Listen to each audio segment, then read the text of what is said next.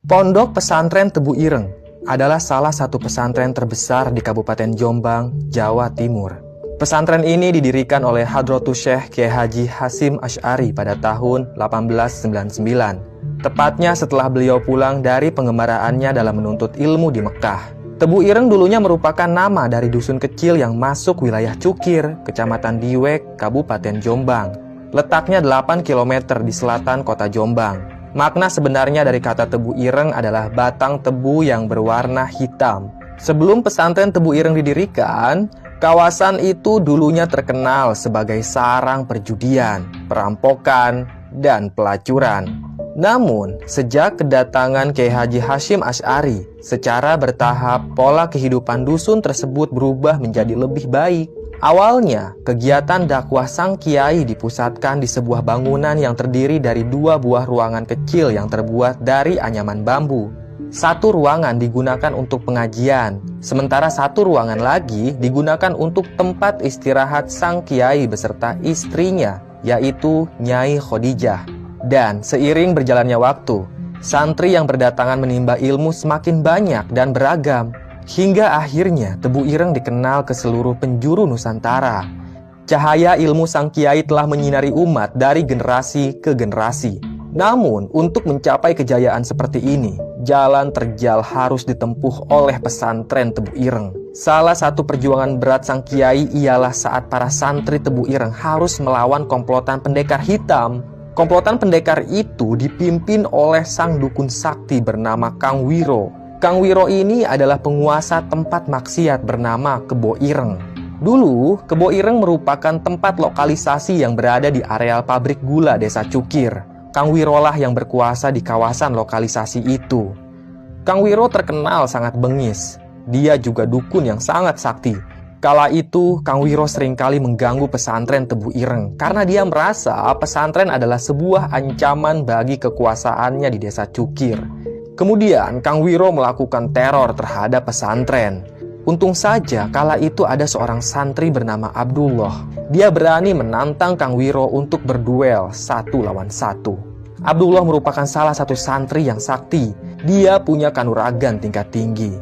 Baik, seperti apa kisah duel antara Abdullah dan Kang Wiro? Tanpa banyak basa-basi lagi, langsung aja kita simak ceritanya. Abdul hidup bersama pamannya yang bernama Karnaim. Mereka tinggal di sebuah kampung kecil yang penduduknya tidak begitu banyak.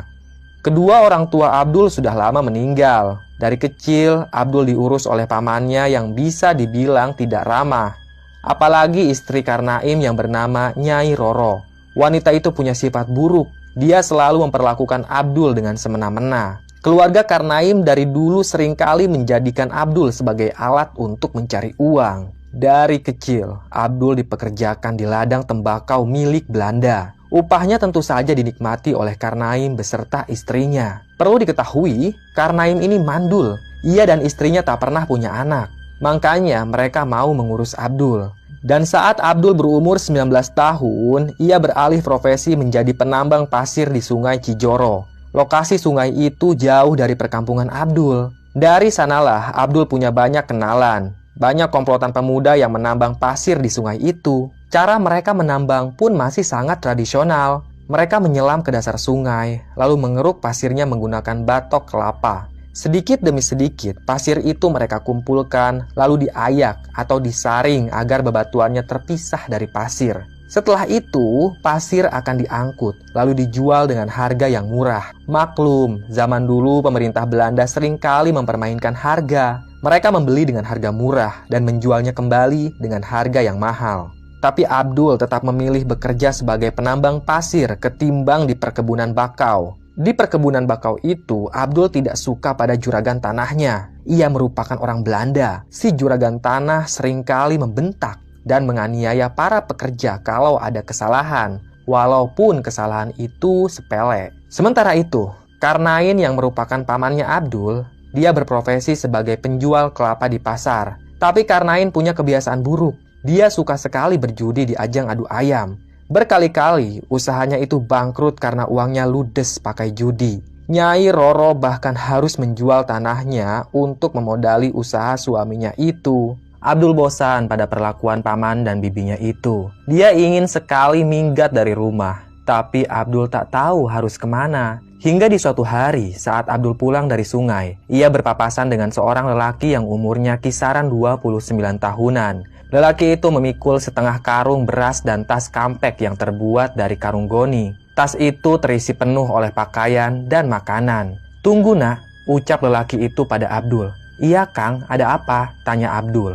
"Bisa bantu aku bawakan karung ini? Nanti aku kasih upah," ucap si lelaki di hadapan Abdul. Ia memang tampak kesulitan dengan barang bawaannya itu. "Kemana Kang?" tanya Abdul. "Ke Pondok Tebu Ireng. Aku mondok di sana," ucap lelaki itu. Abdul pernah mendengar kawasan itu, tapi dia tidak pernah tahu kalau ada pondok pesantren di Tebu Ireng. "Jauh tidak Kang?" tanya Abdul. "Lumayanlah, tapi tidak jauh-jauh amat," timpal si lelaki sambil membenarkan kopiah hitamnya yang sudah butut itu. "Ya sudah, mari aku bantu," kata Abdul. Sore itu, Abdul tidak jadi pulang. Dia malah mengantar Zakaria, lelaki asing yang baru Abdul kenal. Ia mengantar Zakaria menuju sebuah pesantren di kawasan Tebu Ireng. Abdul memikul karung yang berisi beras, sementara Zakaria menjinjing tas yang berisi pakaian dan makanan. Maghrib pun tiba, tapi mereka masih di perjalanan. Zakaria berhenti sejenak. Dia melihat ada sumber mata air di pinggir jalan. Segera Zakaria mengambil air wudhu dan menunaikan salat maghrib. Sementara itu, Abdul tidak ikut sholat. Dia malah duduk saja sambil memperhatikan Zakaria. Walaupun Abdul beragama Islam, tapi dari kecil dia tidak pernah dididik soal agama oleh pamannya. Dia sama sekali tidak bisa sholat. Setelah Zakaria selesai salat maghrib, mereka pun melanjutkan perjalanan. "Kenapa tidak ikut sholat?" tanya Zakaria. "Aku tidak bisa sholat, Kang. Dari dulu aku tidak pernah belajar agama," ucap Abdul. Zakaria tersenyum. Dia seringkali bertemu dengan orang seperti Abdul. Status agamanya Islam, tapi tidak mengerti sama sekali tentang agamanya sendiri. Karena waktu itu banyak sekali orang tua yang memilih anaknya untuk dipekerjakan ketimbang dimasukkan ke pesantren. Tak lama berselang, akhirnya mereka tiba di pesantren. Bentuk pesantren itu hanya sebuah rumah bilik yang terdiri dari 2 ruangan. Namun, ruangannya cukup besar. Orang-orang menyebutnya Padepokan Tebu Ireng, bukan pesantren. Ini adalah strategi sang kiai, karena saat itu pemerintah Belanda tidak suka akan keberadaan pesantren. Orang-orang pesantren seringkali melakukan pemberontakan terhadap pemerintahan Belanda. Maka dari itu, setiap ada pesantren, tentara Belanda pasti akan berusaha melukai sang kiai. Di Tebu Ireng, para santri bukan hanya belajar agama, tapi mereka juga diajari bela diri. "Sudah sampai, Kang," ucap Zakaria. Abdul meletakkan karung yang berisi beras. "Ini upah buat kamu," sambung Zakaria sambil menyerahkan uang koin. Abdul pun menerimanya. "Terima kasih, Kang," ucap Abdul.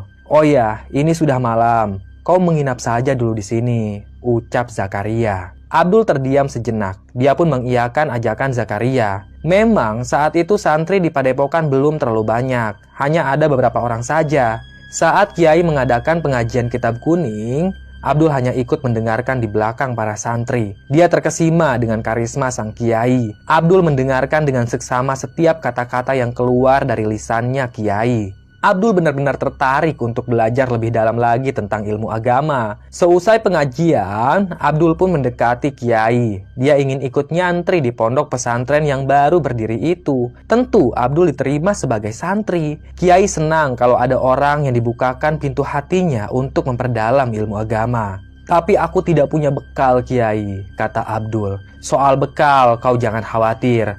Kau bisa ikut dengan santri lainnya untuk menggarap sawah punyaku. Nanti hasilnya bisa dinikmati sama-sama. Tenang saja, Allah selalu kasih jalan bagi hambanya yang ingin menuntut ilmu agama," timpal pimpinan pesantren Tebu Ireng. Semenjak saat itulah, Abdul mulai mondok di Tebu Ireng. Dia bukan hanya belajar ilmu agama, tapi juga belajar seni bela diri. Beberapa hari kemudian, Abdul izin ke Kiai untuk pulang dulu. Setidaknya Abdul harus berkabar pada paman dan bibinya kalau dia mau mondok di Tebu Ireng. Sang Kiai pun mengizinkan Abdul untuk pulang. Dan setibanya di rumah, Abdul malah dimaki-maki oleh pamannya. Bahkan, paman dan bibinya itu malah mengusir Abdul. Mereka bilang kalau Abdul ini adalah anak yang tidak tahu diri. Kabur dari rumah seenaknya saja. Dengan perasaan sedih, Abdul pun kembali ke Tebu Ireng. Walaupun dia sudah diusir oleh paman dan bibinya, tapi dia tidak mau menyimpan dendam. Mau bagaimanapun, mereka tetap keluarganya Abdul yang sudah merawat Abdul dari kecil. Di Pondok Tebu Ireng, Abdul serius mempelajari ilmu agama dan seni bela diri. Dia bahkan menjadi santri yang paling kuat di bidang silat. Lambat laun, Pondok Tebu Ireng itu mulai didatangi oleh para santri dari berbagai daerah untuk menuntut ilmu kepada sang kiai. Kawasan pesantren pun diperluas, tapi masih memakai nama Padepokan agar tidak diobrak-abrik oleh pemerintah Belanda. Namun, di balik perkembangan Tebu Ireng, ada seorang dukun sakti yang iri. Ia tidak senang akan keberadaan Padepokan itu. Dukun itu tak lain adalah Kang Wiro, penguasa pusat kemaksiatan yang disebut Kebo Ireng. Kebo Ireng adalah sebuah kawasan relokasi yang menjadi sarang kemaksiatan. Di sanalah perjudian dan prostitusi tumbuh sangat subur. Pemerintah Belanda adalah dalang terbentuknya tempat relokasi Kebo Ireng. Mereka sengaja mendukung Kang Wiro yang merupakan dukun sakti dan jawara di kawasan itu untuk memajukan tempat maksiat. Para penjajah itu berharap kaum pribumi menghabiskan uangnya di meja judi atau di ranjang. Lalu dengan licik, orang-orang Belanda akan memberi pinjaman yang bunganya sangat besar. Sehingga, mau tidak mau, kaum pribumi harus bekerja secara cuma-cuma di perkebunan milik tuan tanah Belanda. Kang Wiro adalah salah satu contoh pengkhianat kala itu. Dia sangat pro terhadap pemerintah Belanda. Bahkan, Kang Wiro menjadi kaki tangan Belanda. Banyak orang yang takut pada Kang Wiro karena dia dekat sekali dengan para tentara Belanda. Nah, kemunculan Padepokan Tebu Ireng ini membuat Kang Wiro marah. Dia khawatir akan semakin banyak orang yang mengunjungi Padepokan itu, membuat tempat relokasi Kebo Ireng jadi tidak laku. Sebelum semua itu terjadi, Kang Wiro harus segera bertindak. Dia pun mulai melancarkan teror ke Padepokan Tebu Ireng. Kang Wiro dan komplotannya bahkan sempat melesatkan panah api ke salah satu gubuk santri hingga atap gubuk itu terbakar. Untung saja para santri sigap memadamkan api tersebut. Sebenarnya, pemimpin pesantren Tebu Ireng sama sekali tidak mau meladeni serangan dari Kang Wiro. Beliau malah menasehati santrinya agar tidak membalas Kang Wiro dengan perlakuan yang sama. Tapi kelakuan Kang Wiro sudah lewat batas. Hingga ada salah satu santri yang berani menantang Kang Wiro untuk duel 1 lawan 1. Santri itu tak lain adalah Abdul. Dia yang paling pandai bela diri. Abdul juga menguasai hijib atau ilmu kanuragan yang didapatkan dari hasil wiridan. Tekad Abdul itu pun didukung oleh santri lainnya. Dan dengan berat hati, sang kiai akhirnya mengizinkan Abdul untuk bertarung melawan Kang Wiro. Pertarungan itu digelar di dalam padepokan agar pihak Belanda tidak ikut campur. Awalnya, Abdul sempat kesulitan melawan kesaktian Kang Wiro. Namun, berkat doa guru dan hijab yang telah Abdul amalkan, ia berhasil meninju dada Kang Wiro dengan sangat keras. Kang Wiro pun terpental, dia ambruk dan tak bisa bangkit lagi. Pertarungan itu akhirnya dimenangkan oleh Abdul. Setelah pertarungan sengit itu, sekitar bulan Ramadan, Kang Wiro akhirnya meninggal dunia karena luka dalam. Ironi memang, dia adalah seorang dukun sakti, tapi tak mampu mengobati penyakitnya sendiri. Setelah Kang Wiro meninggal dunia, semakin hari kawasan lokalisasi Kebo Ireng semakin sepi pengunjung. Masyarakat pun mulai tertarik untuk mendatangi Padepokan Tebu Ireng yang didirikan oleh sang kiai karismatik, yaitu Hadratus Syekh Kiai Haji Hasyim Asy'ari. Beliau mengajarkan santrinya ilmu agama dan juga bela diri. Singkat cerita, pada tahun 1906 atau 7 tahun setelah berdirinya Padepokan, Kiai Haji Hasyim Asy'ari resmi mengubah nama Padepokan itu menjadi Pondok Pesantren Tebu Ireng. Kemudian, pada tahun 1913, karena rasa trauma Belanda terhadap perjuangan Pangeran Diponegoro yang banyak didukung oleh kalangan pesantren, akhirnya Belanda pun menyerang Pondok Pesantren Tebu Ireng. Dalam penyerangan tersebut, Belanda bukan hanya ingin menangkap Kiai Haji Hasyim Asy'ari, tapi mereka ingin membunuhnya. Namun, berkat kesigapan para santri, saat Belanda menyerang, sang kiai berhasil dibawa kabur keluar dari pesantren. Pesantren yang dibangun susah payah itu akhirnya dibakar oleh Belanda. Beberapa santri yang sempat melakukan perlawanan dipinta untuk mundur karena tidak mungkin melawan senjata api. Dan tak butuh waktu lama, kabar tentang pembakaran Pondok Pesantren Tebu Ireng menyebar ke seluruh Jawa dan Madura. Berita besar-besaran tentang pembakaran pesantren ini diliput surat kabar di Surabaya, Semarang, Batavia, Bandung, dan Malang. Hal itu menimbulkan simpati dan dukungan besar terhadap Kiai Haji Hasyim Asy'ari. Alhasil, hanya 20 hari setelah penyerangan, hampir 1.000 simpatisan datang ke Tebu Ireng. Mereka mengirim bahan bangunan, makanan, uang, serta tenaga untuk mendirikan kembali pondok pesantren Tebu Ireng. Dukungan masyarakat yang meluas ke seantero Jawa, serta tekanan dari parlemen di negeri Belanda atas tindakan sewenang-wenang di tanah koloni, membuat aparat Belanda di Dusun Cukir tak berkutik. Hal inilah yang menyelamatkan Kiai Haji Hasyim Asy'ari dan pesantrennya, yaitu pesantren Tebu Ireng. Sampai saat ini, pondok pesantren Tebu Ireng masih memancarkan cahaya ilmunya untuk generasi demi generasi. Selesai. Terima kasih sudah menyimak cerita Mbah. Tunggu cerita-cerita lain.